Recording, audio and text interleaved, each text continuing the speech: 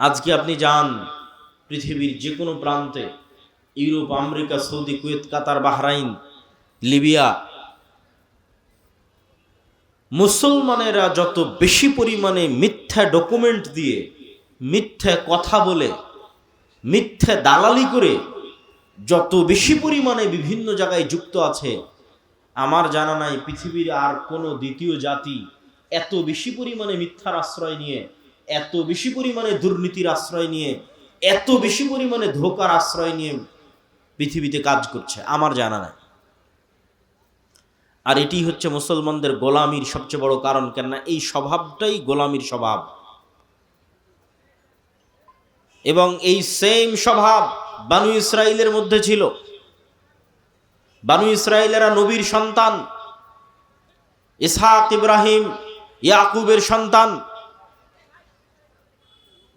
ইউসুফের ভাই, 11 ভাই, এবং ইউসুফ আলাইহিস সালাতু ওয়াস সালাম তাদের সন্তান, বেনিয়ামিনের সন্তান। কিন্তু নবীদের সন্তান হওয়ার পরেও তারা ধোঁকা, মিথ্যা, দুর্নীতিতে পারদর্শী ছিল, এবং এটি তাদের রক্ত মাংসের সাথে মিশে গেছিল। আল্লাহ বললেন, দাউদের তেলাওয়াত শুনে মাছ শনিবারের দিন দাউদের জাবুরের তেলাওয়াত শুনে নদীর ধারে চলে আসে, তোমরা শনিবারের দিনে মাছগুলোকে ধরিও না। এই সমস্ত ধোঁকাবাজ, দুর্নীতিগ্রস্ত, মিথ্যুক মুনাফিকরা কি করলো?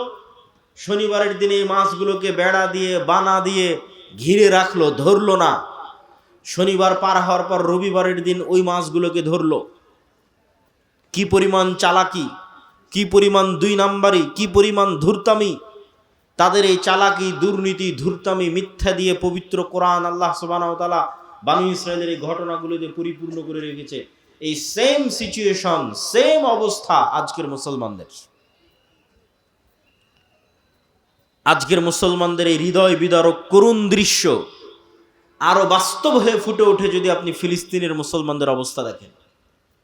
ফিলিস্তিনে যারা ত্রাণের কাজ করতে গেছে, তারা এ বিষয়ে খুব সম্যক অবগত যে মিশরে 1 কেজি আটার দাম কত, মিশরে 1 কেজি চিনির দাম কত, মিশরে একটা ছাগলের দাম কত, 1 কেজি দুম্বার গোস্তের দাম কত। ওই সেম জিনিসটা যখন মিশর থেকে গাজায় ঢুকতেছে, তখন গাজায় সেটির দাম হয়ে যাচ্ছে 10 গুণ, 15 গুণ, 20 গুণ, 50 গুণ পর্যন্ত।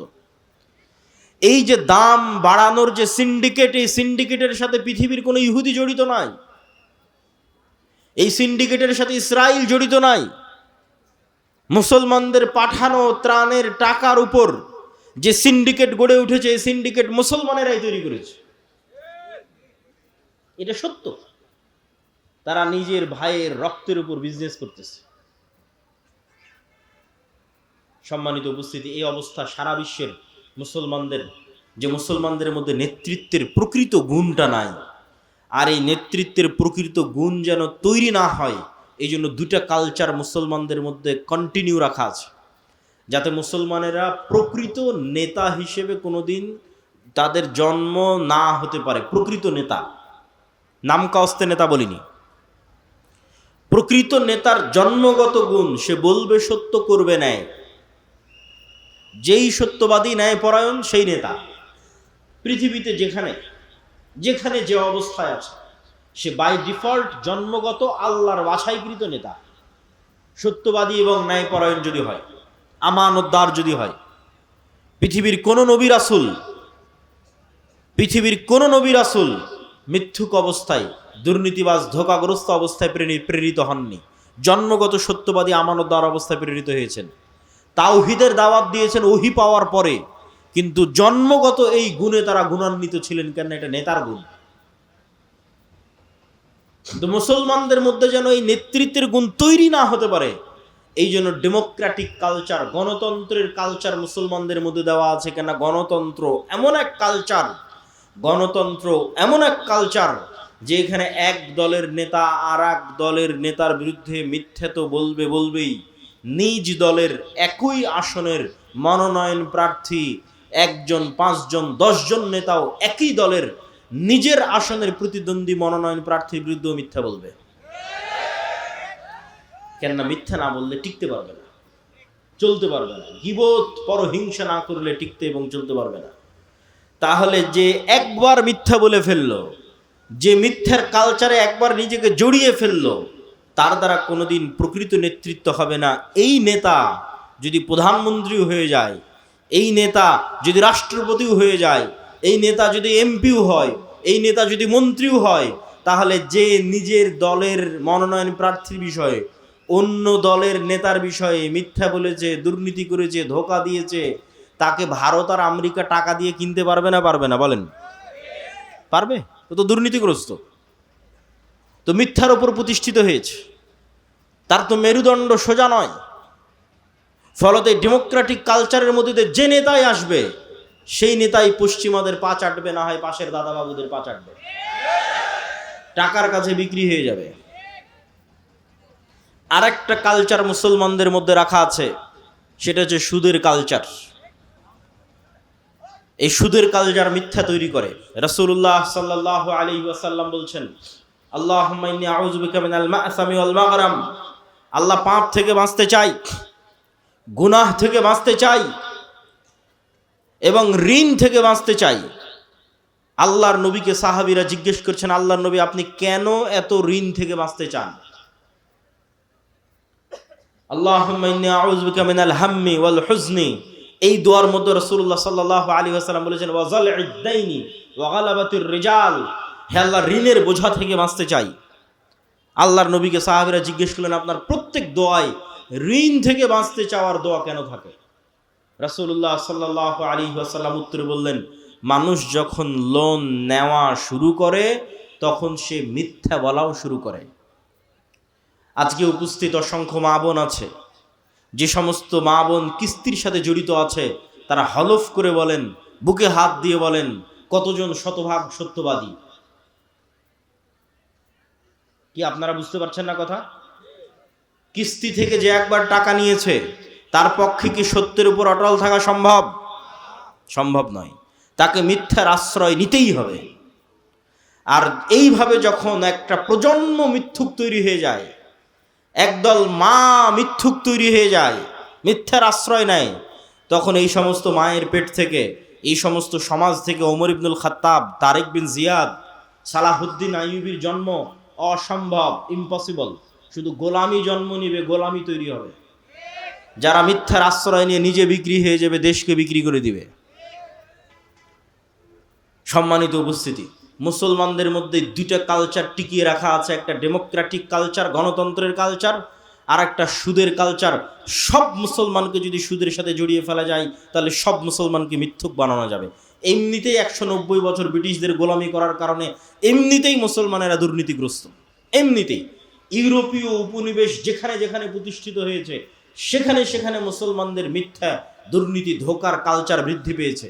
যেখানে আমাদের শাসন যত মজবুত, যত নিকৃষ্ট, যত জঘন্য ছিল, ওখানে মিথ্যা ধোঁকার কালচার তত বেশি। এই জন্য ভারত, পাকিস্তান, বাংলাদেশের মুসলমানেরা যত মিথ্যা বলে, তার চেয়ে তুলনামূলক রোহিঙ্গা মুসলমানেরা, তার চেয়ে তুলনামূলক আফ্রিকার মুসলমানেরা বেশি মিথ্যা বলবে, বেশি দুর্নীতি করবে, বেশি ধোঁকা দিবে। কেননা তাদের গোলামি আরও শক্ত, আরও মজবুত, আরও কঠিন। ফলত গোলাম অবস্থায় জীবনযাপন করতে করতে মিথ্যা বলা শিখতে হয়েছে।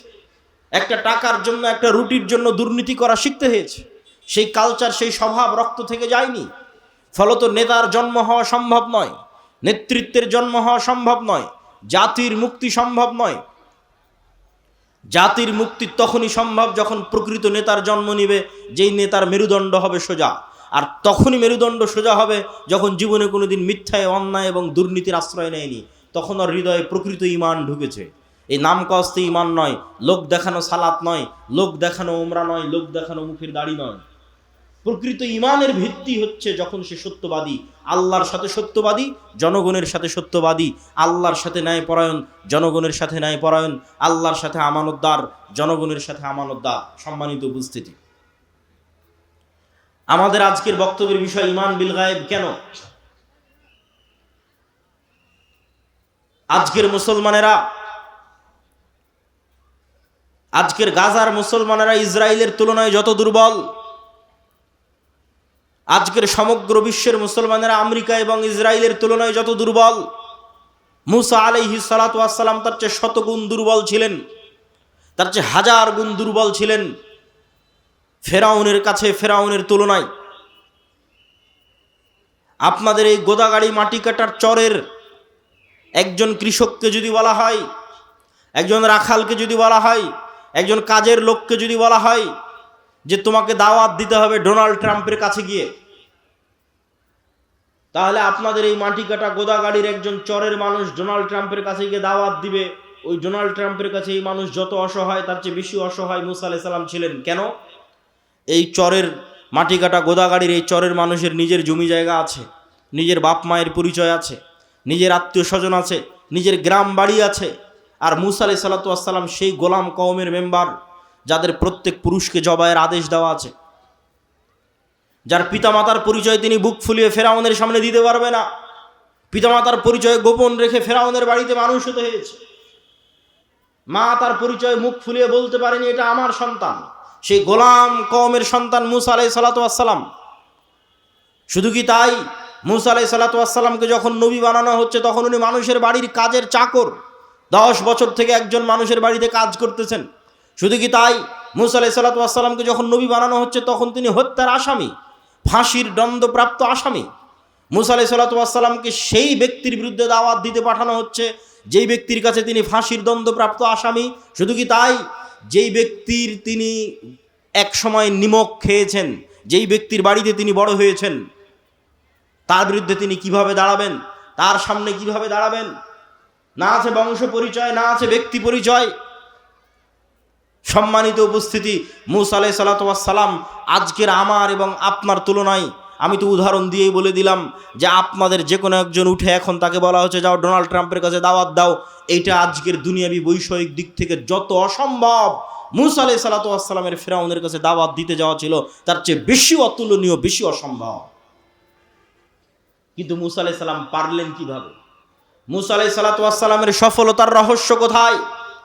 মুসা আলাইহিস সালাম তখনই সম্ভব ফেরাউনের সামনে বুক ফুলিয়ে দাওয়াত দেওয়া যখন মুসা আলাইহিস সালামের অন্তরে ঈমান বিল গায়েব, ইয়াকিনের লেভেলে, যে চোখে যা দেখা যাচ্ছে তাই সব নয়, এর বাইরে আড়ালে গায়েব আছে, গায়েবী মদদ আছে, আল্লাহর ক্ষমতা, আল্লাহর অস্তিত্ব, আল্লাহর শক্তি, ফেরেশতার অস্তিত্ব, নূরের অস্তিত্ব, এগুলো সম্পর্কে যখন মুসা আলাইহিস সালামের ইয়াকিন অর্জিত হবে, গায়েবের ওপর যখন মুসা আলাইহিস সালামের ইলমে ইয়াকিন হাসিল হবে, তখন মুসা আলাইহিস সালামের কাছে এই বিশাল ফেরাউনের সাম্রাজ্য একটা ধূলিকণার চাইতেও, একটা পিঁপড়ার চাইতেও দুর্বল মনে হবে। এবং ওই ইলমে ইয়াকিন আল্লাহ মুসা আলাইহিস সালামকে দিয়েছিলেন। কিভাবে দিয়েছিলেন? মুসা আলাইহিস সালামকে আল্লাহ বলেননি, মুসা এই যে জান্নাত থেকে একটা লাঠি নিয়ে আসলাম, এটা খুব ভয়ঙ্কর, ম্যাজেস্টিক, চমৎকার জাদুর লাঠি, এই লাঠি যদি তুমি ছাড়ো এই লাঠি সাপ হয়ে যাবে। জি না, দুনিয়াতে যত জাদুকর আছে, কবিরাজ আছে, যত সাপ খেলা দেখানো সাপুড়ে আছে, এদের নিজের প্রশিক্ষণ দেওয়া সাপ আর নিজের কাছে যত্নের সাথে রাখা পাথর আর লাঠি দিয়ে এদেরকে জাদু দেখাতে হয়। আপনি একটা দিবেন, সেটা দিয়ে পারবে না। তো মুসা আলাইহিস সালামকে আল্লাহ সুবহানাহু ওয়া তাআলা এটা বলেননি এই যে জান্নাত থেকে লাঠি নিয়ে এসে দিলাম এটা এখন সাপ হবে, আসমান থেকে এক বিশাল স্বর্ণের লাঠি নিয়ে এসে দিলাম এটা সাপ হবে। জি না, মুসা তুমি যেই লাঠি নিজে ব্যবহার করছো, সাধারণ একটা গাছের 10 বছর, 15 বছর, 20 বছর আগে যেই লাঠি কেটে তুমি কাড়াল বানিয়েছো, রাস্তা অতিক্রম করো, গর্ত অতিক্রম করো, আউড় এবং ধান শুকাও, সেই লাঠি, যে লাঠি তুমি ব্যবহার করছো, আমি যদি 5-10 বছর থেকে এই ফোন ব্যবহার করি, 15 বছর থেকে এই বই ব্যবহার করি, আমার হাতে থাকে, তাহলে এই বই, আমার হাতে থাকা বই আজকে নতুন করে এসে কেউ দিচ্ছে না, এই নাও জান্নাত থেকে একটা বই দিলাম, এই বই এখন সাপ হয়ে যাবে। জি না, তুমি যেটা ব্যবহার করতেছো র্যান্ডমলি যেই লাঠি, সেই লাঠি আমি তোমার চোখের সামনে সাপ বানিয়ে দেবো। বলেন আল্লাহু আকবার। এটা হচ্ছে আল্লাহর শক্তি, যাতে মুসা আলাইহিস সালামের ইলমে ইয়াকিন হাসিল হয় গায়েবের উপর। সম্মানিত উপস্থিতি, তাহলে আজকের মুসলমানেরা পরাজিত কেন? ইলমে গায়েবে ইয়াকিন নাই। মুসা আলাইহিস সালাম বিজয়ী কেন? ইলমে গায়েবে ইয়াকিন ছিল। মুহাম্মদ সাল্লাল্লাহু আলাইহি ওয়াসাল্লাম থেকে শুরু করে, আবু বকর, ওমর, ওসমান, আলী থেকে শুরু করে, আমর ইবনুল আস, খালিদ ইবনুল ওয়ালিদ থেকে শুরু করে, উমাইয়া খেলাফত, আব্বাসী খেলাফত থেকে শুরু করে সালাহুদ্দিন আইয়ুবী হয়ে মোহাম্মদ আল ফাতেহের তুরস্ক বিজয় পর্যন্ত এমন কোন যুদ্ধে মুসলমানেরা বিজয় অর্জন করেনি যেই যুদ্ধে মুসলমানেরা শক্তিশালী ছিল। এমন একটা যুদ্ধ ইতিহাসের পাতা থেকে দেখানো যাবে না যেই যুদ্ধে মুসলমানেরা শক্তিশালী অবস্থায় বিজয়ী হয়েছে। সুলতান সালাহুদ্দিন আইয়ুবী যখন জেরুজালেমের মসজিদে আকসা বিজয় করে, তখন সুলতান সালাহুদ্দিন আইয়ুবীর চাইতে ইউরোপীয় ক্রুসেডাররা শতগুণে বেশি শক্তিশালী ছিল। সুলতান মোহাম্মদ আল ফাতেহ যখন তুরস্কের ইস্তাম্বুল বিজয় করে, তখন তুরস্কের রাজা বাদশারা, ইউরোপের রাজা বাদশারা সুলতান মোহাম্মদ আল ফাতেহের চাইতে বেশি শক্তিশালী ছিল। জহির উদ্দিন বেরবাস যখন মিশরের মাটিতে হালাকু খা চেঙ্গিস খাকে পরাজিত করে, তখন এই পুরো বিশ্বে হালাকু খা চেঙ্গিস খানের চাইতে শক্তিশালী আর কেউ ছিল না। আব্বাসীয় খেলাফতের রাজধানী বাগদাদকে মাটির নিচে পিষে দিয়ে হালাকু খা চেঙ্গিস খা মিশর দখল করতে গেছে। পুরো পৃথিবীতে তাদের মোকাবেলা করবে এরকম কোনো শক্তি ছিল না। মুহাম্মদ সাল্লাল্লাহু আলাইহি ওয়াসাল্লাম যখন বদরে অবতীর্ণ হয়েছে, উহুদে অবতীর্ণ হয়েছে, খন্দকে অবতীর্ণ হয়েছে, তখন মুহাম্মদ সাল্লাল্লাহু আলাইহি ওয়াসাল্লামের চেয়ে মক্কার কাফের কুরাইশ মুশরিকরা কয়েক শতগুণ বেশি শক্তিশালী ছিল দুনিয়াবি অস্ত্রপাতি এবং সাজ সরঞ্জামের দিক থেকে। দাউদ আলাইহিস সালাতু ওয়াস সালামকে যেই দিন আল্লাহ জেরুজালেম বিজয়ের তৌফিক দিয়েছেন, সেই দিন দাউদ আলাইহিস সালাতু ওয়াস সালামের সাথে মাত্র 313 জন ছিল। সম্মানিত উপস্থিতি, তাহলে বিজয় শক্তি দিয়ে নয়, বিজয় ক্ষমতা দিয়ে নয়, বিজয় অর্জিত হয় গায়েবী মদদে। ওই গায়েবের উপরই যদি বিশ্বাস না থাকে, তাহলে আপনাকে মন্দির পাহারা দিয়ে ক্ষমতা দখল করতে হবে। আর যদি গায়েবের উপর বিশ্বাস থাকে, তাহলে শুধু বাংলাদেশের ক্ষমতা নয়, পুরো পৃথিবীর ক্ষমতা অর্জন করা যাবে। কেননা কোরআনে পুরো পৃথিবীর ক্ষমতা অর্জনের রাস্তা বলে দেওয়া আছে।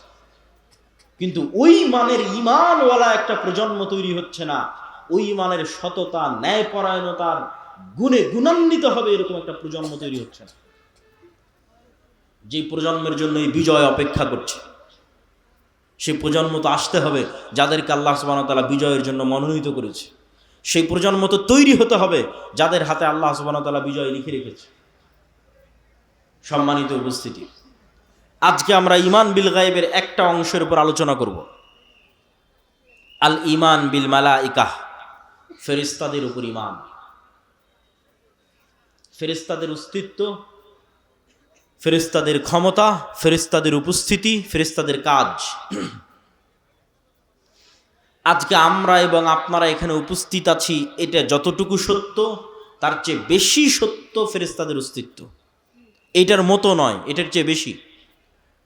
আপনি যদি আপনার পিতামাতার সন্তান হন, তাহলে আপনার পিতামাতার অস্তিত্ব আপনার কাছে যত সত্য, আর আপনার পিতামাতার কাছে আপনি সন্তান হিসেবে সন্তানের অস্তিত্ব যত সত্য, তার চেয়ে বেশি সত্য আপনার সাথে আপনার পিতামাতার সাথে ফেরেশতা আছে। এটা বেশি সত্য। কেন বেশি সত্য? এটাকে আমি এমনি বানিয়ে বলছি জি না। আমাদের আদি পিতা আদম আলাইহিস সালাতু ওয়াস সালামকে তখন সৃষ্টির পর তিনি প্রথম অন্য কোনো মানুষের সাথে পরিচিত হননি। যে আদম, এই যে তোমাকে সৃষ্টি করলাম, এই যে তোমার বাপ মা, এই যে তোমার ভাই বোন, আর এই যে তোমার স্ত্রী, আর এই যে তোমার পুত্র, যেটা এখন আমরা হচ্ছে, যে আমরা জন্মের পরে প্রথম কার সাথে পরিচিত হচ্ছে, এটা আমার মা, এটা আমার বাপ, এটা আমার সন্তান, এটা আমার ভাই, এটা আমার বোন। জন্মের পরে এগুলোর সাথে আমরা প্রথম পরিচিত হই। কিন্তু আমরা যখন প্রথম সৃষ্টি হয়েছি, তথা আমাদের আদি পিতা আদম আলাইহিস সালাম যখন প্রথম সৃষ্টি হয়েছে, তখন আদম আলাইহিস সালাম জন্মের পরে অন্য কোনো মানুষের সাথেই পরিচিত হয়নি। সর্বপ্রথম পরিচিত হয়েছে ফেরেশতাদের সাথে। বলেন আল্লাহু আকবার। তাহলে আপনার বাপ মায়ের অস্তিত্বের আগে ফেরেশতার অস্তিত্ব না আগে বাপ মায়ের অস্তিত্ব? আগে ফেরেশতার অস্তিত্ব। আপনি যখন প্রথম সৃষ্টি হয়েছেন, তখন প্রথম পরিচিত হয়েছেন ফেরেশতার সাথে।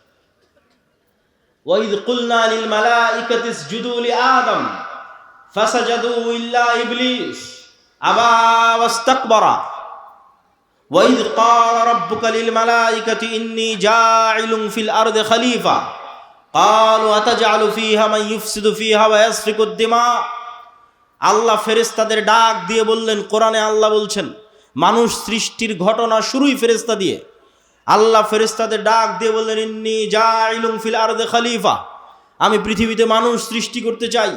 ফেরেশতারা উত্তরে বলল, আতাজআলু ফিহা মান ইউফসিদু ফিহা ওয়া ইয়াসফিকুদ দিমা, আপনি কি পৃথিবীতে এমন জাতি তৈরি করবেন যারা ফিতনা তৈরি করবে, রক্ত প্রবাহিত করবে, ফাসাদ তৈরি করবে? আমরা তো আপনার তাসবিহ তাহলিল করার জন্য আছি।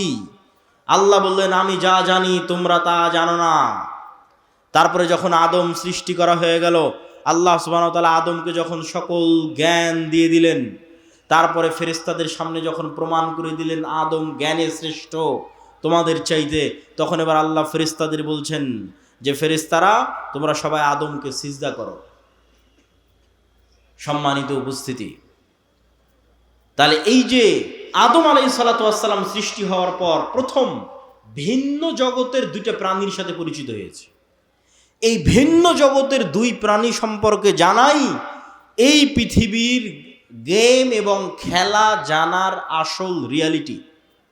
এই দুই ভিন্ন জগতের প্রাণীর, একটা শয়তান, একটা ফেরেশতা। আপনাকে আল্লাহ সুবহানাহু ওয়া তাআলা যেই খেলা খেলতে পাঠিয়েছে, ওই খেলার যদি নিয়ম কানুন না জানেন তাহলে খেলে লাভ নাই, খেলতে পারবেন না। যখন ক্রিকেটের মাঠে খেলতে যাবেন তখন কিভাবে বল করলে ওয়াইড হয়, নো হয়, ছক্কা হয়, ফোর হয়। আর ফুটবল খেলতে গেলে ফাউল হয়, প্লান্টিক হয়, আউট হয়। এই যদি নিয়ম না জানা থাকে তো প্লেয়ার খেলতে পারবে না। তো আমরা যে এই পৃথিবীতে আছি, এই পৃথিবীতে আমাদের পাঠানোর যে ঘটনা আল্লাহ কোরআনে তুলে ধরেছে, আল্লাহ সুবহানাহু ওয়া তাআলা পৃথিবীতে পাঠানোর যে ঘটনা তুলে ধরেছে, সেটার মধ্যে পৃথিবীর গেম, সিক্রেট যে গেম, যে খেলা, ওটা লুকিয়ে আছে। সেটা যুক্তই আছে অদৃশ্য দুই প্রাণীর সাথে, একটা শয়তান, একটা ফেরেশতা। মানুষের সাথে যুক্তই নাই। আল্লাহ বর্ণনাই শুরু করেছেন এইভাবে। ইবলিস শত্রু হয়ে গেল। আল্লাহ সুবহানাহু ওয়া তাআলা কুল নাহবিতু বা'দুকুম লিবা'যিন আদু। আল্লাহ সুবহানাহু ওয়া তাআলা বলেন আজকে তোমরা নেমে যাও, আসমান থেকে নেমে যাও, জান্নাত থেকে নেমে যাও। আজ থেকে তোমরা একজন আর একজনের শত্রু। ফাইম্মা ইয়াতিয়ান্নাকুম মিন্নি হুদান ফামান তাবিআ হুদায়া ফালা খাউফুন আলাইহিম ওয়ালা হুম ইয়াহজানুন। তোমরা একজন আর একজনের শত্রু, তবে আমার পক্ষ থেকে হেদায়েত আসবে, হেদায়েতের নূর আসবে। এই নূর দিয়ে যাদের কালব আলোকিত হবে, যাদের হৃদয় এই নূরের আলোতে আলোকিত হবে, তাদের জন্য এই শয়তান কোনো ক্ষতি করতে পারবে না। আর যাদের কালব এই নূরের আলোয় আলোকিত হবে না, এই শয়তান তাদের সবচেয়ে বড় শত্রু, আদুউম মুবিন, সবচেয়ে বড় শত্রু। আর একমাত্র প্রকৃত বন্ধু হচ্ছে ফেরেশতা, আর একমাত্র শত্রু হচ্ছে শয়তান। যে আপনার নামে মিথ্যা অপবাদ দিয়েছে, জমি দখল করে নিয়েছে, টাকা মেরে নিয়েছে, ওর চেয়ে বড় শত্রু শয়তান। আর যে আপনার সাথে রাত দিন আড্ডা দিচ্ছে, আপনাকে বিড়ি সিগারেট খাওয়ার দাওয়াত দিচ্ছে, ওর চাইতে আপনার হিতাকাঙ্ক্ষী প্রকৃত বন্ধু হচ্ছে ফেরেশতা। এই দুইটা সম্পর্কে জানাই হচ্ছে এই পৃথিবীর গেমের আসল রহস্য। খেলতে পারবেন ভালো যদি জানা থাকে। এই জন্য গায়েব সম্পর্কে জ্ঞান অর্জন করতে হবে। গায়েবের জ্ঞান ওহির মাধ্যমে সম্ভব। সম্মানিত উপস্থিতি, আমাদের আলোচ্য বিষয় ঈমান বিল মালায়েকা, ফেরেশতা। ফেরেশতারা নূরের তৈরি। নূর অন কাইন্ড অফ লাইট, এক প্রকারের আলো যা পৃথিবীতে বিরাজমান, অস্তিত্বশীল। ঠিক এই আলো যেমন পৃথিবীতে বিরাজমান, অস্তিত্বশীল, সূর্যের আলো যেমন বিরাজমান, অস্তিত্বশীল, নূরের আলো পৃথিবীতে বিরাজমান, অস্তিত্বশীল। তবে নূরের আলো সূর্যের আলো নয়। নূরের আলো এই লাইট, বৈদ্যুতিক লাইটের আলো নয়। এটা এক প্রকারের আলো যা পৃথিবীতে অস্তিত্বশীল, যেমন সূর্যের আলো অস্তিত্বশীল, যেমন এই লাইটের আলো অস্তিত্বশীল। এবং এই নূর মানুষের কালবে তৈরি হয়, কানে তৈরি হয়, চোখে তৈরি হয়। মানুষের ডানে বামে, সামনে নিচে উপরে সর্বত্র নূর তৈরি হয়। মানুষের আমল নূর তৈরি করে। কোরআন নূর, দ্বীন ইসলাম নূর। এই নূর সম্পর্কে রাসূলুল্লাহ সাল্লাল্লাহু আলাইহি ওয়াসাল্লাম বলছেন, আল্লাহুম্মা আউযু বিনূরি ওয়াজহিকাল্লাযী আশরাকাত লাহুদ দুলুমাত ওয়া সালুহা আলাইহি আমরুদ দুনিয়া ওয়াল আখিরাহ। হে আল্লাহ, আপনার চেহারা যেই নূর দিয়ে ঢাকা আছে, সেই নূরের দোহাই দিয়ে আপনার কাছে পরিত্রাণ চাচ্ছি, যেই নূরের উপর আসমান এবং জমিনের সকল কাজ একটা আর একটার সাথে কানেক্টেড, যেই নূরের মাধ্যমে। হিজাবুহুন নূর লাউ কাশাফাহু লা আহরাকাত সুবহাত ওয়াজহি। আল্লাহর চেহারার পর্দা হচ্ছে নূর। আল্লাহ এবং সৃষ্টিজীব, আল্লাহ এবং আসমান জমিন, এই দুইটার মধ্যে আর হিসেবে, পার্থক্যকারী হিসেবে সারা আসমান এবং জমিনে বিরাজমান আছে নূর। এটাই গায়েব। যদি এই নূরের পর্দা সরিয়ে নেওয়া হতো, লাউ কাশাফাহু লা আহরাকাত সুবহাত ওয়াজহি, তাহলে আল্লাহর চেহারার তাজাল্লিতে আসমান এবং জমিন জ্বলে পুড়ে ছারখার হয়ে যেত। এই নূর সম্পর্কে রাসূলুল্লাহ সাল্লাল্লাহু আলাইহি ওয়াসাল্লাম বলেন, আল্লাহুম্মা জাআল ফি কলবি নূরা, হে আল্লাহ আমার হৃদয়ে নূর তৈরি করে দেন। ওয়া ফি সামঈ নূরা, আমার কানে নূর তৈরি করে দেন। ওয়া ফি বাসরি নূরা, আমার চোখে নূর তৈরি করে দেন। আমার সামনে পিছনে ডানে বামে সর্বত্র নূর তৈরি করে দেন। তাহলে নূর এমন একটা অস্তিত্বশীল বিষয় যা তৈরি হতে পারে। আপনার চোখের পাওয়ার যেমন ধরা পড়ে, বাস্তবে তো ধরা পড়ে না, বাস্তবে তো দেখলে চোখ ঠিকই আছে, কিন্তু মেশিনে দেওয়ার পর যখন ধরা পড়ে যে চোখের পাওয়ার কমে গেছে, কাজের বাস্তবায়নে যখন অনুভূতি দেখেন যে না আমি কম দেখতে পাচ্ছি, তো আপনার চোখের পাওয়ারের কম বেশি যেমন সত্য, আপনার চোখে নূর আছে অথবা না এটা তার চেয়ে বেশি সত্য। আপনার হার্টবিট যেমন কাঁপতেছে, রক্ত যেমন প্রবাহিত হচ্ছে, এই রক্তের প্রেসার চোখে দেখা যায় না, কিন্তু যখন ঠিকই যন্ত্র ধরা হচ্ছে তখন রক্তের প্রেসার উঠে আসতেছে। শরীরের তাপমাত্রা চোখে দেখা যায় না, কিন্তু যখন ঠিকই থার্মোমিটার ধরা হচ্ছে তখন উঠে আসতেছে। এই থার্মোমিটারে শরীরের তাপমাত্রা যত সত্য, এই রক্তের প্রেসার যত সত্য, এই হার্টবিট যত সত্য, এই হার্টের মধ্যে নূর তৈরি হয় তা তার চেয়ে বেশি সত্য। সম্মানিত উপস্থিতি, আমি বলিনি, রাসূলুল্লাহ সাল্লাল্লাহু আলাইহি ওয়াসাল্লামের হাদিসের অনুবাদ করছি। এটাই গায়েব। এই গায়েব সম্পর্কে যত জ্ঞান অর্জন করবেন তত আপনার জন্য এই পৃথিবীতে চলা সহজ হয়ে যাবে। আজকে এখানে আব্দুর রাজ্জাক বিন ইউসুফ, আব্দুল্লাহ বিন আব্দুর রাজ্জাক আসবে, এটা শোনার পর যারা এখানে উপস্থিত হয়েছেন তাদের অন্তরে বিন্দু মাত্র হলেও নূর আছে, এই জন্য এখানে উপস্থিত হতে পেরেছে। আর যারা শোনার পরও কোনো কাজ না থাকার পরও, জরুরি প্রয়োজন না থাকার পরও আসেননি, খোঁজ নিয়ে দেখেন, বিশেষ করে যদি 3 জুমা পরস্পর মিস দিয়ে থাকে, তাহলে খাতাম আল্লাহ আলা কুলুবিহিম, ওর অন্তরে চুল পরিমাণও নূর নয়, ওটা একটা মৃত হৃদয়। এইভাবে আমাদের হৃদয়ে, আমাদের চোখে, আমাদের কানে, ডানে বামে নূর আছে, নূর তৈরি হয়। আল্লাহ সুবহানাহু ওয়া তাআলা কোরআনকে নূর বলছেন। মা কুনতা তাদরি মাল কিতাব ওয়ালাকিন মা কুনতা তাদরি মাল কিতাব ওয়ালাল ঈমান ওয়ালাকিন জাআলনাহু নূরান নাহদি বিহি মান নাশা। হে আল্লাহর নবী, আপনি জানতেন না কিতাব কাকে বলে, আপনি জানতেন না ঈমান কাকে বলে। আমি আল্লাহ এই কোরআনকে নূর বানিয়ে দিয়েছি, যেই নূরের আলোয় আলোকিত হয়ে মানুষ রাস্তা খুঁজে পাবে। যত কোরআন পড়বেন তত নূর তৈরি হবে। দিন নূর। আল্লাহ সুবহানাহু ওয়া তাআলা বলছেন, ইউরিদুনা লিইউতফিউ নূরাল্লাহ ওয়াল্লাহু মুতিম্মু নূরিহি। কাফের এবং মুশরিকেরা চায় আল্লাহর নূরকে ফু দিয়ে নিভিয়ে দিতে, আর আল্লাহর নূরকে সারা পৃথিবীতে বিজয়ী করবেন, প্রতিষ্ঠিত করবেন। বলেন আল্লাহু আকবার। এই নূর হচ্ছে ইসলাম। ওয়াহি নূর। আল্লাহ সুবহানাহু ওয়া তাআলার পক্ষ থেকে যে ওয়াহি এসেছে, কোরআন ওয়াহি, ইসলাম ওয়াহি, এই ওয়াহি নূর। এই নূরকে আল্লাহ সুবহানাহু ওয়া তাআলা বিজয়ী করেই ছাড়বেন পৃথিবীতে। আল্লাহ নিজে বলছেন পবিত্র কোরআনে।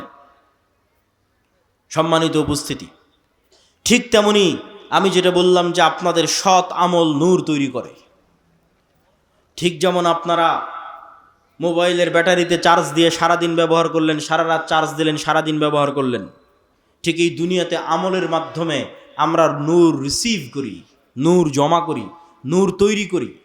আর এই গায়েবের পর্দা উন্মোচন হওয়া মাত্র, তথা মৃত্যু এসে যাওয়া মাত্র, মৃত্যু আসা আর গায়েবের পর্দা উন্মোচিত হওয়া শেষ। তথা মৃত্যু আসার পর থেকে আপনি গায়েবের জগতে চলে গেছেন, যেটা এতদিন বিশ্বাস করতেন সেই জগতে চলে গেছেন। ওই জগতে যাওয়ার পর থেকেই এই দুনিয়াতে করা আমলের প্রভাব দেখতে পাবেন। আপনার আমলের নূর আপনার অন্ধকার কবরকে আলোকিত করবে, আপনার আমলের নূর কিয়ামতের অন্ধকারকে আলোকিত করবে, আপনার আমলের নূর আপনাকে পুলসিরাত অতিক্রম করতে সহযোগিতা করবে। আল্লাহ সুবহানাহু ওয়া তাআলা কোরআন মাজিদে বলছেন, ওয়াল্লাযীনা আমানু মাআহু নূরুহুম ইয়াসআ বাইনা আইদিহিম ওয়া বিআইমানিহিম। যারা ঈমান আনয়ন করেছে তাদের নূর কিয়ামতের মাঠে তাদের ডানে বামে বিচ্ছুরিত হবে। ইয়াওমা তারাল মুমিনিনা ওয়াল মুমিনাত নূরুহুম ইয়াসআ নূরুহুম বাইনা আইদিহিম ওয়া বিআইমানিহিম। মুমিন এবং মুমিনারা কিয়ামতের মাঠে দেখতে পাবে তাদের আমলের নূর তাদের ডানে এবং বামে বিচ্ছুরিত হচ্ছে। আজকে যখন আপনি ওযু করছেন তখন আপনি নূর তৈরি করছেন। এই নূর আজ দেখা যাচ্ছে না, যদিও বাস্তবে অস্তিত্বশীল আছে, কিন্তু গায়েব দেখা যাচ্ছে না, নূরই গায়েব। কিন্তু যখন কিয়ামতের মাঠে যাবেন তখন এই অজুর অঙ্গ প্রত্যঙ্গগুলো নূরের আলোয় আলোকিত থাকবে। বলেন আল্লাহু আকবার। এটা আপনার দুনিয়াতে করা অজুর প্রভাব কিয়ামতের মাঠে দেখা যাবে। দুনিয়াতে অজু করে যে নূর জমা করেছেন সেই নূর কিয়ামতের মাঠে প্রকাশিত হবে। এই নূর অস্তিত্বশীল, এই নূর বাস্তব। সম্মানিত উপস্থিতি, সেই নূরের তৈরি হচ্ছে ফেরেশতা। ফেরেশতারা হচ্ছে সেই নূরের তৈরি এবং মানুষের রূহ। ইবনুল কাইয়িম রাহিমাহুল্লাহ বলছেন মানুষের রূহ নূরুন লতিফ, নূরের একটা সূক্ষ্ম প্রকার হচ্ছে মানুষের রূহ। এই জন্য দেখা যায় না, এই জন্য ধরা যায় না। সম্মানিত উপস্থিতি, তাহলে নূর যদি পৃথিবীতে অস্তিত্বশীল থাকে, বিরাজমান থাকে, ফেরেশতারা যদি পৃথিবীতে অস্তিত্বশীল থাকে, বিরাজমান থাকে, আমি আপনি দেখি না কেন? আমি আপনি ধরতে পারি না কেন? বিজ্ঞানের যন্ত্র ধরতে পারে না কেন? আবিষ্কার করতে পারে না কেন? আজ থেকে 100 বছর আগে এই মাটিকাটা গ্রামে যে মানুষ মারা গেছে, সেই মানুষকে যদি আপনি এখন উঠিয়ে বলেন যে শোনো, আমি কথা বলবো এখানে, আর আমার কথা এখন সাথে সাথে ঢাকায় গিয়ে বাজবে। আমি কথা বলবো এখানে, বাজবে ঢাকায় সাথে সাথে। আর আমি কথা বলবো এখানে, বাজবে সৌদি আরবে, আমেরিকা, ইউরোপে সাথে সাথে। 1 সেকেন্ড দেরি হবে না, বিশ্বাস করবে না। এটা তার কাছে গায়েব ছিল। আজ থেকে 100 বছর আগে যারা পৃথিবীতে চলে গেছে, পৃথিবী থেকে চলে গেছে, এটা তাদের কাছে গায়েব। আর আল্লাহ আমাদের জন্য এই নিয়ামত উন্মোচন করে দিয়েছে। কথা বলছি এখানে, এই লাইভে ক্যামেরায় আমেরিকায় যে বসে আছে সেও শুনতে পাচ্ছে আমার কথা এখান থেকে ইনস্ট্যান্ট ভেসে উড়ে আমেরিকা গিয়ে বাজতেছে। 100 বছর আগে মানুষ এটা বিশ্বাস করতো না। অথচ যেই ওয়েভ, যেই মাইক্রোওয়েভ, রেডিও ওয়েভ, আলোর তরঙ্গের মধ্যে দিয়ে মানুষের আওয়াজ এবং মানুষের দৃশ্য ট্রান্সফার হচ্ছে, আলোর গতির সাথে ট্রান্সফার হচ্ছে, এই ওয়েভের মধ্যে ডাটা ধারণ করার ক্ষমতা তথা মানুষের আওয়াজ ধারণ করার ক্ষমতা, মানুষের দৃশ্য ধারণ করার ক্ষমতা আল্লাহ যেই দিন পৃথিবী সৃষ্টি করেছিলেন ওই দিন থেকেই ছিল, মানুষ জানতো না, ওই দিন থেকেই ছিল। আজ এসে মানুষ আবিষ্কার করেছে কিরে, এই আলোর তরঙ্গ তো ডাটা ধারণ করে, যেটার উপর আজকের ইন্টারনেট দাঁড়িয়ে আছে, যেটার উপর আজকের আধুনিক মোবাইল কম্পিউটারের সভ্যতা দাঁড়িয়ে আছে, শুধু এই আলোর মাইক্রোওয়েভ, রেডিও ওয়েভের মাধ্যমে ডাটা ট্রান্সফার করা।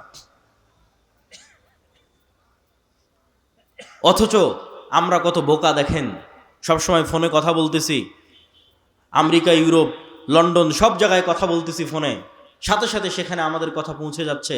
অথচ এটা বিশ্বাস করতেছি না যে এই কথা আল্লাহও সাথে সাথে শুনতে পাবে। আরে মানুষের তৈরি প্রযুক্তির মাধ্যমে, আল্লাহর দেওয়া সিস্টেম ব্যবহার করে সাথে সাথে কথা পৌঁছে যাচ্ছে আমেরিকায়, আর মানুষ বিশ্বাস করে না যে তার কথা সাথে সাথে আল্লাহ সুবহানাহু ওয়া তাআলা শুনতে পাচ্ছেন। যদিও আল্লাহ এই সিস্টেমের মুখাপেক্ষী নন, আল্লাহ সুবহানাহু ওয়া তাআলা এগুলো থেকে পবিত্র এবং আরও ঊর্ধ্বে। কিন্তু মানুষ যদি এত দূর পারে তাহলে আল্লাহ কত দূর পারতে পারে? মানুষ যদি এত দূর পারে তাহলে আল্লাহ সুবহানাহু ওয়া তাআলা কত দূর পারতে পারেন? মানুষ যদি এত দূর পারে। এটা দিয়ে কি বলছিলাম? যে এটাই 100 বছর আগে গায়েব ছিল। তাহলে আপনি দেখতে পান না, আপনি বুঝতে পান না, তার মানে পৃথিবীতে না, এটা মিথ্যা কথা। আজ থেকে 100 বছর আগে একটা মানুষ যদি বলে থাকে কথা এখানে বলবো, বাজবে আমেরিকায়, এটা অসম্ভব, তাহলে এটা মিথ্যা কথা। কেন? তার জ্ঞানের স্বল্পতার কারণে সে জানতো না, জ্ঞানের স্বল্পতার কারণে সে বুঝতো না। তাহলে যা জানেন না, যা বুঝেন না, যা দেখেন না, তা বাস্তবে না, এটা মিথ্যা। এবং বর্তমান পৃথিবীতে এমনও উদাহরণ দেওয়া সম্ভব, যেই উদাহরণগুলো আপনাকে বুঝতে সহযোগিতা করবে যে না, পৃথিবীতে এখনো এমন কিছু আছে যা মানুষ জানতে পারে না, মানুষের বিজ্ঞানও জানতে পারে না। যেমন কুকুরের ঘ্রাণ শক্তি মানুষের চাইতে 10,000 গুণ বেশি। এখানে যে মাইকগুলো আছে, আমি কোনো সেন্ট এই মাইক থেকে পাচ্ছি না, কোনো সেন্ট নাই। এই প্লাস্টিকের এই যে বোতল, এটার থেকেও কোনো সেন্ট পাচ্ছি না। তা আমি যদি বলি যে এই মাইকের কোনো গন্ধ নাই, এটা মিথ্যা কথা। আমি যদি বলি এই পানির কোনো গন্ধ নাই, এটা মিথ্যা কথা। অত সূক্ষ্ম লেভেলের গন্ধ নেওয়ার ক্ষমতা আমার নাই। এই মাইকটাই আপনি একটা কুকুরের নাকের সামনে রাখেন, দিয়ে রাজশাহীর সাহেব বাজারে ফেলে আসেন, এখানকার মাটি কাটার কুকুর ওই রাজশাহীর সাহেব বাজারে এই মাইক খুঁজে বের করে নিয়ে আসবে। শুধু কি তাই, একটা ক্যান্সার সেলের পর্যন্ত গন্ধ, ক্যান্সারের কোষের পর্যন্ত গন্ধ কুকুর ধারণ করতে পারে। করোনা ভাইরাসের মতো সূক্ষ্ম জিনিসের গন্ধ কুকুর ধারণ করতে পারে। 1 গুণ 2 গুণ বলা নাই তো, মানুষের চেয়ে 10,000 গুণ বেশি বলা আছে, যে 10,000 গুণ বেশি সক্ষম। মানুষ এখনো এই লেভেলের কোনো যন্ত্র আবিষ্কার করতে পারেনি, এই জন্য মানুষ কুকুরকেই কাজে লাগায়। তাহলে পৃথিবীতে এমনও গন্ধ বিরাজমান, যেই গন্ধ মানুষ নিতে পারে না, যেই গন্ধ মানুষের তৈরি যন্ত্র নিতে পারে না, কিন্তু আল্লাহর সৃষ্টিজীব নিতে পারে, এমন গন্ধ পৃথিবীতে বিরাজমান। ঠিক এমন আওয়াজ পৃথিবীতে বিরাজমান। আজকে আমি যেখানে দাঁড়িয়ে বক্তব্য দিচ্ছি, এর আশেপাশে যদি কোনো পিঁপড়া চলমান থাকে, ওই পিঁপড়ার আওয়াজ আমি শুনতে পাচ্ছি না। এই রেকর্ডার, দামি রেকর্ডারও যদি ওই পিঁপড়ার কাছে লাগিয়ে দেওয়া হয়, তো এই রেকর্ডার ওই পিঁপড়ার আওয়াজ ধরতে পারবে না। কিন্তু আমি যদি বলি ওই পিঁপড়ার হাঁটার কোনো আওয়াজ নাই, এটা মিথ্যা কথা। ওই পিঁপড়ার হাঁটার যে আওয়াজ আছে, সাপের চলার যে আওয়াজ আছে, যত সূক্ষ্ম লেভেলের আওয়াজ হতে পারে, সে আওয়াজ মানুষ ধরতে না পারলেও, মানুষের তৈরি যন্ত্র ধরতে না পারলেও আল্লাহর আরাক সৃষ্টিজীব ধরতে পারে। যেমন বিজ্ঞানীরা হাতির কথা বলেছে যে তার শ্রবণ শক্তি সবচেয়ে সূক্ষ্ম। তাহলে কবরের আযাব হচ্ছে, আপনি শুনতে পান না তার মানে হচ্ছে না? কি বলেন, আপনি শুনতে পাচ্ছেন না এই জন্য কবরের আযাব হচ্ছে না? এটাই গায়েব। তাহলে আমরা কি বলছি? আমরা বলছি পৃথিবীতে এমনও গন্ধ আছে যা মানুষ পায় না, মানুষের তৈরি যন্ত্র পায় না। এমনও আওয়াজ আছে যা মানুষ পায় না, মানুষের তৈরি যন্ত্র পায় না। এবার আসেন, এমনও আলো আছে যেটা আমরা প্রমাণ করতে চাচ্ছি। এমনও আলো আছে যা মানুষ দেখে না, মানুষের তৈরি যন্ত্র দেখে না, কিন্তু আল্লাহর সৃষ্টিজীব দেখে। রাসূলুল্লাহ সাল্লাল্লাহু আলাইহি ওয়াসাল্লাম বলেন, ইজা সামি'তুম সাইহাতাদ দিকাহ, যখন তোমরা মোরগের আওয়াজ শোনো, তখন আল্লাহর কাছে কল্যাণের দোয়া করো, কেননা মোরগ রাআতিল মালাইকা, ফেরেশতার যে নূর, যেই নূরের আলো মানুষের চোখ ধরতে পারে না, যেই নূরের আলো মানুষের তৈরি যন্ত্র ধরতে পারে না, সেই নূরের আলো আল্লাহর সৃষ্টিজীব মোরগ দেখতে পায়। বলেন আল্লাহু আকবার। তাহলে ফেরেশতা অস্তিত্বশীল, নূর অস্তিত্বশীল, প্রমাণ আল্লাহর সৃষ্টিজীব। রাসূলুল্লাহ সাল্লাল্লাহু আলাইহি ওয়াসাল্লাম বলছেন, যখন তোমরা দেখো গাধা ডাকে, যখন তোমরা দেখো কুকুর ডাকে, তখন আল্লাহর কাছে শয়তান থেকে বাঁচতে চাও, কেননা গাধা এবং কুকুর শয়তানের আলো দেখতে পায়। শয়তানের আলো কিন্তু ভিন্ন আলো, এটা আগুনের তৈরি আলো। ফেরেশতারটা নূর, এটা সরাসরি গায়েবী নূরের সাথে সম্পৃক্ত। আর শয়তানেরটা, আমরা যেমন দুনিয়ার মাটি থেকে তৈরি, এরকম শয়তানেরটা আগুন থেকে তৈরি, সেটা আর এক ভিন্ন লেভেলের আলো। এই জন্য মোরগ যেটা দেখতে পায় ওটা কুকুর দেখতে পায় না, কুকুর যেটা দেখতে পায় ওটা মোরগ দেখতে পায় না। আর এই যে একজনের আর একজনের সাথে বৈচিত্র্য, এটা অস্বাভাবিক কাল্পনিক কিছু না, এটা বাস্তব। আপনি আজকে আমাকে যেমন দেখছেন, আমি কতটুকু লম্বা, কতটুকু মোটা চিকন, চেহারা কেমন, কতটুকু দাড়ি, সাদা না কালো, এটা দেখে আপনি আমাকে চিনতেছেন। পৃথিবীর কোনো সৃষ্টিজীব মানুষকে এভাবে চেনে না, কুকুরও আপনাকে এভাবে চেনে না। কুকুর তো মাত্র 2টা আলো দেখতে পায়, ও কিভাবে দেখবে আপনি সাদা না কালো? কিভাবে দেখবে আপনি কতটুকু লম্বা, কতটুকু মোটা? ওটা ধারণ করার ক্ষমতা কুকুরের নাই, কুকুরের ভিন্ন লেভেলের দেখার ক্ষমতা। তাহলে কুকুর চিনে কেমনে? এটা আপনি গন্ধ দিয়ে চিনে যে এটা আপনি। তো এরকম আপনি যদি একটা বন্ধকার ঘরের মধ্যে, একটা ঘেরা ঘরের মধ্যে যদি একটা পাখি ছেড়ে দেন, তাহলে পাখি খুঁজে পাবে না কোথায় জানালা। এখানে একবার বাড়ি খাবে, এখানে একবার বাড়ি খাবে, এখানে একবার বাড়ি খাবে। কেন? পাখি যতটুকু দেখে, আপনি যেভাবে দেখেন পাখি ওভাবে দেখতে পায় না। প্রত্যেকের দেখার সীমাবদ্ধতা, শোনার সীমাবদ্ধতা, জ্ঞানের সীমাবদ্ধতা আল্লাহ সুবহানাহু ওয়া তাআলা তৈরি করে দিয়েছেন। এখন পাখি যদি বলে যে না এই ঘরে কোনো জানালা নাই, তাহলে এটা যেমন মিথ্যা। মানুষ যদি বলে এই পৃথিবীতে ফেরেশতার অস্তিত্ব নাই, এটা তেমনই মিথ্যা। এটা দেখার কম বেশির উপর নির্ভর করে। মানুষকে আল্লাহ 3D, ত্রিমাত্রিক জগতে আটকে রেখে দিয়েছে। এর বেশি ঊর্ধ্বে ওঠার ক্ষমতা মানুষের নাই। মানুষ সময়ের সাথে আবদ্ধ, মানুষ আলোর সাথে আবদ্ধ। সময়ই আলো, আলোই সময়। আর এই পৃথিবী আর মানুষের এই যে 3D জগৎ, এই কয়টার মধ্যেই সীমাবদ্ধ। সম্মানিত উপস্থিতি, তাহলে আমরা প্রমাণ করছিলাম যে পৃথিবীতে এমন অদৃশ্য কিছু আছে যা মানুষের পক্ষে দেখা সম্ভব নয়, মানুষের তৈরি যন্ত্রের পক্ষে দেখা সম্ভব নয়। সেই রকম এক অদৃশ্য অস্তিত্বের নাম ফেরেশতা, যারা এখনো এখানে আছে।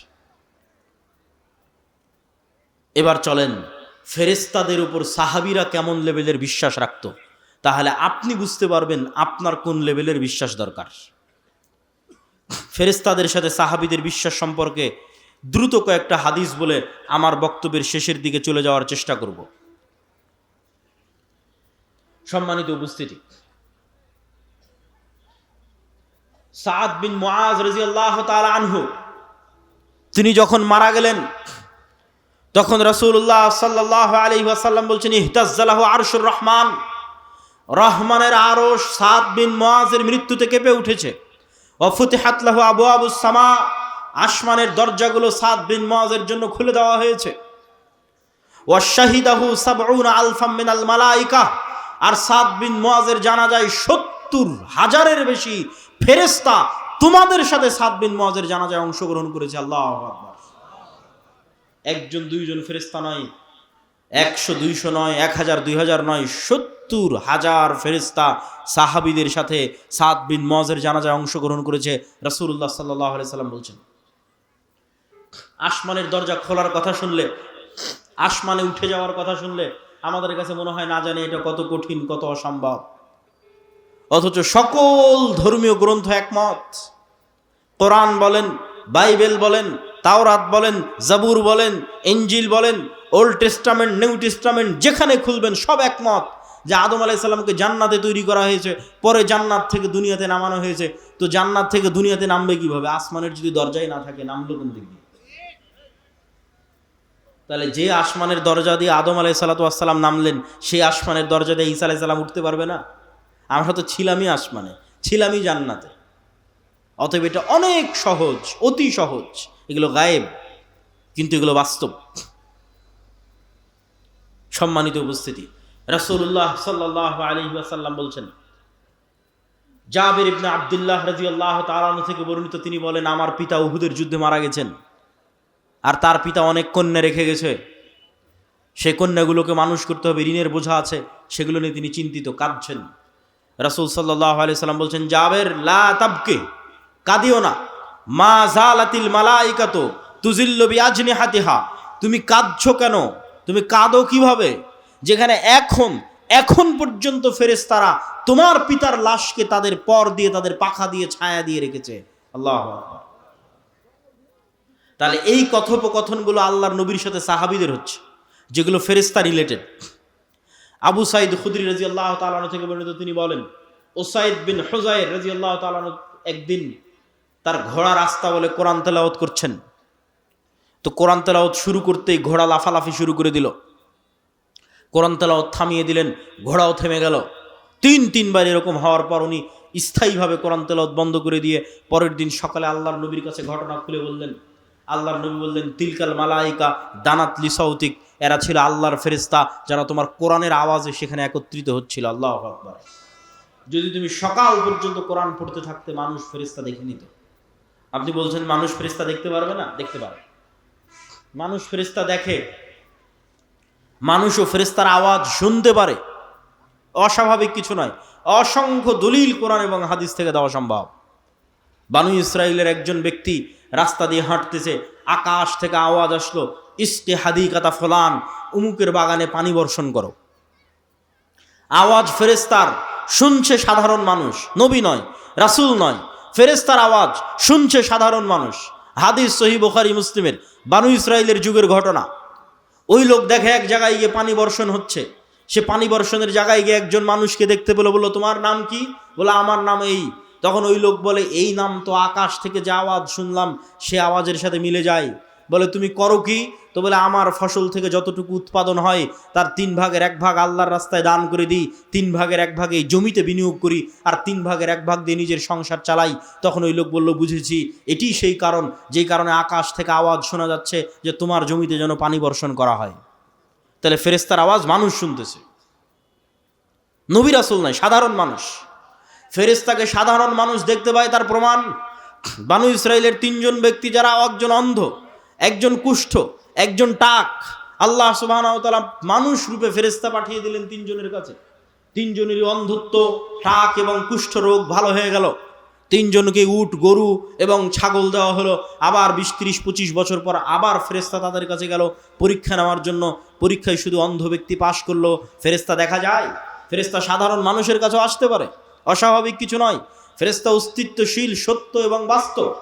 রাসূলুল্লাহ সাল্লাল্লাহু আলাইহি ওয়াসাল্লাম বলছেন, আব্দুল্লাহ বিন আব্বাস রাদিয়াল্লাহু তাআলা আনহু থেকে বর্ণিত, একজন মুসলিম ব্যক্তি একজন মুশরিককে ধাওয়া করতেছে যুদ্ধের মাঠে। ধাওয়া করতে করতে এক পর্যায়ে গিয়ে দেখে তাকে আঘাত করার আগেই ওই মুশরিক উল্টে পড়ে আছে এবং তার আহত স্থান থেকে, ক্ষত স্থান থেকে রক্ত বের হচ্ছে। তো তাকে তো সে হামলাই করে, হামলা করার আগে পড়লো কিভাবে, রক্ত কেমনে বের হলো? সাহাবী রাসূলুল্লাহ সাল্লাল্লাহু আলাইহি ওয়াসাল্লামের কাছে এসে যখন ঘটনা বর্ণনা করছেন, আল্লাহর নবী বলছেন, জালিকা মিন মাদাদিস সামাইস সালিসা, এটি ছিল 3য় আসমান থেকে আসা ফেরেশতার আক্রমণ। শুধু কি তাই, রাসূলুল্লাহ সাল্লাল্লাহু আলাইহি ওয়াসাল্লাম সাদ বিন আবি ওয়াক্কাস রাদিয়াল্লাহু তাআলা আনহু থেকে বর্ণিত, রাআইতু ইয়াওমা উহুদিন, সাদ বিন আবি ওয়াক্কাস বলছেন, আমি উহুদের যুদ্ধের দিন দেখছি আমার ডানে আমার বামে, আমার ডানে এবং আমার বামে রজুলাইনি আলাইহিমা সিয়াবুন বিদুন মা রাআইতুহুমা ক্বাবলু ওয়ালা বাদ, আমার ডানে এবং বামে 2 জন সাদা পোশাকধারী ব্যক্তি বীর বিক্রমে যুদ্ধ করছে। আশাদ্দাল কিতাল, ভয়ঙ্কর যুদ্ধ করছে। মা রাআইতুহুমা ক্বাবলু ওয়ালা বাদ, আমার জীবনে তাদেরকে আগেও কোনোদিন দেখিনি, পরেও কোনোদিন দেখিনি। আল্লাহর নবীকে যখন জিজ্ঞেস করা হলো, আল্লাহর নবী বললেন, এরা 2 জন ছিল জিবরাইল এবং মিকাইল। আল্লাহু আকবার। জিবরাইল এবং মিকাইল যুদ্ধের মাঠে অবতীর্ণ হয়েছে, সাহাবীদের সাথে যুদ্ধ করতেছে। সাহাবীরা দেখতে পাচ্ছে, হাদিস সহিহ, অসংখ্য হাদিস এবং অসংখ্য কোরআনের আয়াত। সম্মানিত উপস্থিতি, আয়েশা রাদিয়াল্লাহু তাআলা আনহা বলছেন, আল্লাহর নবী খন্দকের যুদ্ধ থেকে ফিরে আসলেন। ফিরে এসে ওয়াজা আসসালাহ ওয়াগতাসালা, অস্ত্র রেখে দিলেন, গোসল করলেন। জিবরাইল উপস্থিত। জিবরাইল বলছে, আপনি অস্ত্র রেখেছেন, আমরা অস্ত্র রাখিনি। মানে ফেরেশতাদের বাহিনী এখনো অস্ত্র রাখেনি। কেন রাখেনি? 3টা ইহুদি গোত্র, বানু কুরাইজা, বানু কায়নুকা, বানু নাজির গাদ্দারি করেছে মুহাম্মদ সাল্লাল্লাহু আলাইহি ওয়াসাল্লামের সাথে, এদের শাস্তি দিতে হবে। আল্লাহর নবী সাহাবীদের বললেন, ফেরেশতা বাহিনী এখনো অস্ত্র রাখেনি, চলো, যুদ্ধ এখনো শেষ হয়নি। আনাস রাদিয়াল্লাহু তাআলা আনহু বলছেন, কাআন্নী আনজুরু ইলাল গুবারি সাতিআন ফি যুকাকি বানি গানাম, আল্লাহর নবী যখন আমাদের নিয়ে পুনরায় রওনা দিলেন, আমরা যখন কোনো গাড়ি বহরে যাই, তখন সামনে যদি 50-100টা মোটরসাইকেলের শোডাউন থাকে, তাহলে ধুলায় যেমন রাস্তা অন্ধকার হয়ে যায়। আনাস রাদিয়াল্লাহু তাআলা আনহু বলছেন, সাহাবীদের বাহিনীর আগে জিবরাইলের বাহিনীর ঘোড়ার পদাঘাতে ধুলায় অন্ধকার হয়ে গেছে রাস্তা। আল্লাহু আকবার। তাহলে সাহাবীরা স্বচক্ষে ফেরেশতাদের দেখতেছেন, ফেরেশতাদের সাথে যুদ্ধ করতেছেন। সম্মানিত উপস্থিতি, তাহলে সাহাবীদের ফেরেশতাদের উপর ঈমান কোন লেভেলের ছিল, আমার এবং আপনার ঈমান ফেরেশতাদের উপর কোন লেভেলের? মুখে বলে দিলাম আমানতু বিল্লাহি ওয়া মালাইকাতিহি, আল্লাহর উপর ঈমান আনি, ফেরেশতার উপর ঈমান আনি, ঈমানই নাই। সাহাবীদের ঈমানের সাথে মেপে দেখেন। বক্তব্যের শেষে চলে এসেছি। বক্তব্যের শেষে এতটুকু বলতে চাই, শয়তান মানুষের শত্রু, ফেরেশতা মানুষের বন্ধু। আপনি যাকে যতটুকু অ্যাক্সেস দিবেন, আপনার ওয়াইফাইয়ের অ্যাক্সেস যেভাবে দেন, কিউআর কোড স্ক্যান যেভাবে শেয়ার করেন, যাকে যতটুকু অ্যাক্সেস দিবেন সে আপনার আশেপাশে সেভাবেই থাকবে। রাসূল সাল্লাল্লাহু আলাইহি ওয়াসাল্লামকে জিবরাইল বলতেছে মেসওয়াক করতে করতে মাড়ি ছিলে গেছে, গোস্ত উঠে যাচ্ছে। আল্লাহর নবীর মতো পবিত্র মুখে যদি জিবরাইলের কষ্ট হয়, আর আপনারা যারা এখানে উপস্থিত আছেন, আপনাদের এই গোদাগাড়ি মাটি কাটার মানুষ যারা প্রতিদিন বিড়ি আর সিগারেট টানতেছে, ওর মুখের মধ্যে শয়তান আছে না ফেরেশতা আছে? আল্লাহর নবীর পবিত্র মুখে যদি জিবরাইলের এত কষ্ট হয়, তাহলে বিড়ি আর সিগারেটের গন্ধে ফেরেশতা আসবে? বিড়ি সিগারেটের গন্ধে ফেরেশতা আসবে? অসম্ভব। তাহলে সিদ্ধান্ত আপনার, আপনি কাকে জায়গা দিচ্ছেন। বাড়িতে ঢোকার সময় যদি সালাম দিয়ে প্রবেশ করেন, বিসমিল্লাহ বলে খাবার খান, টয়লেটে প্রবেশ করেন দোয়া করে, বাড়ি থেকে বের হন দোয়া পড়ে, অজু করেন, 5 ওয়াক্ত সালাত আদায় করেন, তাহলে ওখানে ফেরেশতার রাজত্ব, নূরের রাজত্ব, হৃদয়ে প্রশান্তি, বাড়িতে শান্তি। আর যদি সব সময় পেশাব করে পানি নেওয়ার নাম নাই, অপবিত্র, সারাদিন বিড়ি সিগারেটের দুর্গন্ধ, সালামের নাম নাই, কোরআনের নাম নাই, অজুর নাম নাই, ফরজ গোসলের নাম নাই, তাহলে শয়তানের গোলাম। তার হৃদয়ে, তার কালবে নূর মারা গেছে, তার বাড়িতে শয়তানের রাজত্ব, বরকতবিহীন বাড়ি। সম্মানিত উপস্থিতি, এভাবেই পৃথিবী চলতেছে, এটি পৃথিবীর রিয়ালিটি।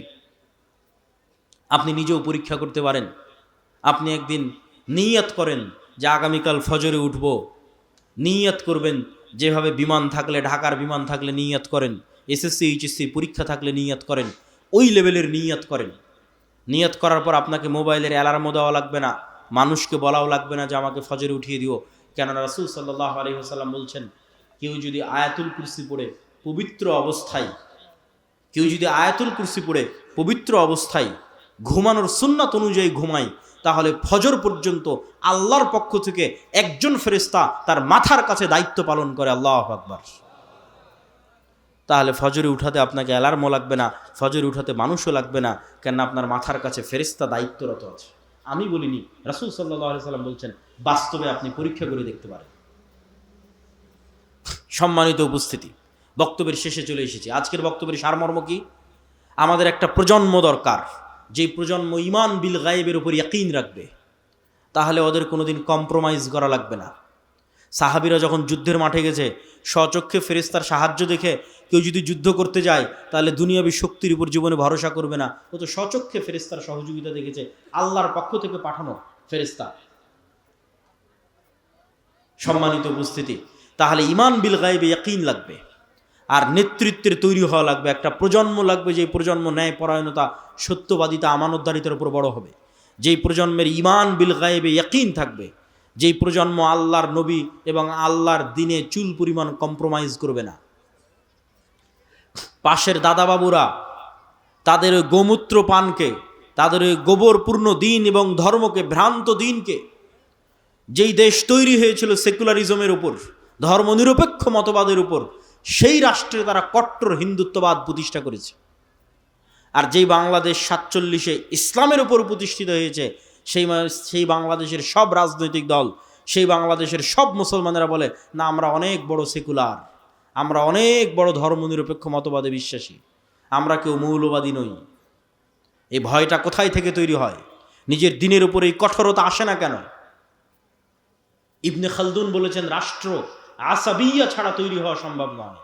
দিনের উপর যে যত কট্টর, যেই দিন বাংলাদেশের মুসলমানেরা তাদের দিনের উপর কট্টর হয়ে যাবে, ওই দিন বাংলাদেশ স্বাধীন হয়ে যাবে। এটা হলো স্বাধীনতার একমাত্র মূলনীতি, আসাবিয়া, নিজের দিনের উপর কঠোর হওয়া, শেষ, স্বাধীন। আর যতদিন কম্প্রোমাইজ করে বলবে যে না আমি সেকুলার, আমি ধর্মনিরপেক্ষ, আমি অমুক, ছাড় দিবে, তাদের ঈমান এখনো ঠিক হয়নি, ঈমান বিল গায়েবে এখনো বিশ্বাস নাই, ঈমান বিল গায়েবে বিশ্বাস তৈরি হয়নি। তাহলে ঈমান বিল গায়েবে বিশ্বাসওয়ালা, ইয়াকিনের লেভেলে বিশ্বাসওয়ালা, সৎ এবং ন্যায়পরায়ণ একদল প্রজন্ম লাগবে, যারা আমল সালেহের মাধ্যমে আসমান থেকে গায়েবী মদদ কেটে নিয়ে আসতে পারবে। সালাত সেই আমল সালেহ যা আসমান থেকে গায়েবী মদদ কেটে নিয়ে আসে। রাতের সালাত সেই আমল সালেহ যা আসমান থেকে গায়েবী মদদ কেটে নিয়ে আসে। জিকির সেই আমল সালেহ যা আসমান থেকে গায়েবী মদদ কেটে নিয়ে আসে। এই জন্য যুদ্ধের মাঠেও সালাত আদায় করতে হয়। কেননা দুনিয়াবী শক্তি দিয়ে মুসলমানদের বিজয় সম্ভব নয়। দুনিয়াবী শক্তি দিয়ে মুসা আলাইহিস সালামের বিজয় হয়নি, দুনিয়াবী শক্তি দিয়ে অতীতেও কোনোদিন মুসলমানদের বিজয় হয়নি। মুসলমানদের লাগবে ঈমান বিল গায়বি ইয়াকিন, লাগবে সত্যবাদী আমানতদার একদল প্রজন্ম, যারা আমল সালেহ দিয়ে আসমান থেকে গায়েবী মদদকে টেনে নিয়ে আসতে পারবে। তাদের হাতে ইসলামের বিজয় সূচিত হবে। আল্লাহ সুবহানাহু ওয়া তাআলা কবুল করুক। বক্তব্যের শেষে চলে এসেছি। এই যে আপনাদের সাথে সাক্ষাৎ, এই যে আপনাদের সাথে মোলাকাত, এটা যদি অস্থায়ী একদিনের সাক্ষাৎ হয় তাহলে হবে না, এটাকে স্থায়ী রূপ দিতে হবে। আর এই স্থায়ী রূপ দেওয়ার এক নম্বর বড় মাধ্যম মাসিক আল ইতিসাম। কোথায় বছরে বাংলাদেশের 600-র অধিক উপজেলায় আমরা কয়দিন যাব, কতবার, কিভাবে যাব? পুরো বছরে যদি 100টা প্রোগ্রামও করি তবুও এক বছরে 600টা উপজেলায় যাওয়া যাবে না। তাহলে আপনার এখানে একবার না দুইবার না তিনবার মিস হতেই পারে। যেমন গতবার আমাদের আসা হয়নি, আবারও হয়তো সামনে 1 2 3 বছর না আসা হতে পারে, কিন্তু মাসিক আল ইতিসাম যদি আপনার বাড়িতে যাই, তাহলে প্রতি মাসে আমি আবদুল্লাহ নিজে মাসিক আল ইতিসামে 3টে লেখা লিখি, সম্পাদকীয় লিখি, মিন্নাতুল বাড়ি লিখি, স্বাভাবিক একটা প্রবন্ধ লিখি। এই জন্য আজকে যারা এখানে উপস্থিত হয়েছেন, মনে করছেন আমাদের থেকে জ্ঞান নেওয়া প্রয়োজন, আমাদের সাথে সম্পৃক্ত থাকা প্রয়োজন এবং এটা দাবি, এটা হওয়া উচিত, প্রত্যেকে অনুরোধ জানাবো অন্তত মাসিক আল ইতিসাম নিয়ে যাবেন। 2 নম্বর সম্পৃক্ত হওয়ার উপায় আমাদের বই। যে বই থেকে আজকের আলোচনা করছিলাম সেটাও আমার লেখা বই, জানি না কয় কপি আজকে থাকবে। আল্লাহর পথে যাত্রা এই বইয়ের নাম, এটা ঈমান বিল গায়েবের উপরই লেখা, ওখান থেকে আলোচনা করতেছিলাম। এবং এরকম আরও যত বই আছে, মিন্নাতুল বাড়ি হোক, ফিলিস্তিন হোক, শেখ আব্দুর রাজ্জাক বিন ইউসুফের সালাতের হোক, আব্দুর রহিমের নতুন বই রাসূলুল্লাহ সাল্লাল্লাহু আলাইহি ওয়াসাল্লাম দেখতে যেমন ছিলেন, যে কোনো বই যেটা আপনার পছন্দ হবে সেটা সাথে নেওয়ার চেষ্টা করবেন, পড়ার চেষ্টা করবেন। এই উম্মাত পড়ার উম্মাত, ইকরা বিসমি রাব্বিকাল্লাযী খালাক, ইকরা ওয়া রাব্বুকাল আকরাম। এই উম্মাত জ্ঞানের উম্মাত, জ্ঞানের উপরই টিকে থাকতে হবে। 3, আমাদের সাথে স্থায়ী সম্পৃক্ত হওয়ার মাধ্যম মক্তব। এই গোদাগাড়ি অঞ্চলে আমি কত সফর দিয়েছি মক্তবের জন্য, জানি না এখন কয়টা মক্তব চলে। যারা প্রোগ্রামের আয়োজক তারাও মক্তব নিয়ে চিন্তা ভাবনা দায়িত্ব পালন করে কিনা সেটাও জানি না, কিন্তু আমার কাছে ওটাই গুরুত্বপূর্ণ, ওটাই দামি। আমি একদিনের এক ঘন্টার বক্তব্যে না আপনাকে সূরা ফাতিহা শিখাতে পারলাম, না দোয়া শিখাতে পারলাম, কিছুই পারিনি।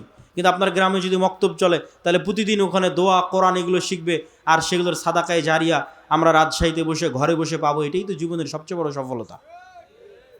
এই সাদাকায়ে জারিয়ার নেশাই তো আমরা পাগল, সেটা তৈরি করার জন্য আপনাদের পিছিয়ে এত পরিশ্রম, কিন্তু বুঝাতে পারি না।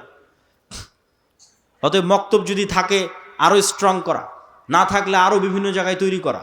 ট্রেনিংয়ের জন্য জামিয়া সালাফিয়া দাওয়া ইলাল্লাহর কাছে পাঠানো, 600 মক্তবের ইমাম ট্রেনিং নিয়েছে। আজকে এখনও 30-এর অধিক মক্তবের ইমাম ট্রেনিংয়ের জন্য জামিয়া সালাফিয়া ডাঙ্গিপাড়া বাবা রাজশাহীতে আছে। এই সমস্ত ট্রেনিংয়ের জন্য যে সমস্ত ইমামেরা আসে, তাদের যাতায়াত খরচ আমরা দিই, থাকা খাওয়া খরচ আমরা দিই। সম্মানিত উপস্থিতি, 3 নম্বর উপায় হচ্ছে প্রতিষ্ঠানকে জামিয়া সালাফিয়ার সাথে অধিভুক্ত করা।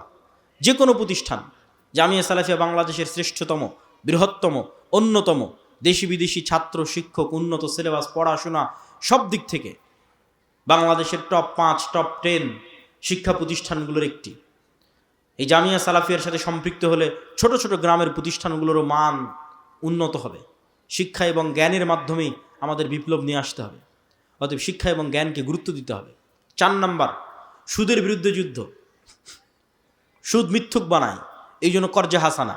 যদিও আমরা পরীক্ষামূলক শুরু করেছি, 30-এর কাছাকাছি মানুষকে আমরা কর্জে হাসানা দিয়েছি। ইসলামে বিলাসী পণ্যের জন্য সুদযুক্ত ঋণ তো বহুদূরের কথা, কর্জে হাসানা নেওয়ারও কোনো দলিল খুঁজে পাওয়া কঠিন। বিলাসী পণ্য মানে বাড়ি মাটির আছে, ভেঙে ইটের তৈরি করব। বিলাসী পণ্য মানে বাড়িতে ফ্রিজ নাই, ফ্রিজ কিনবো।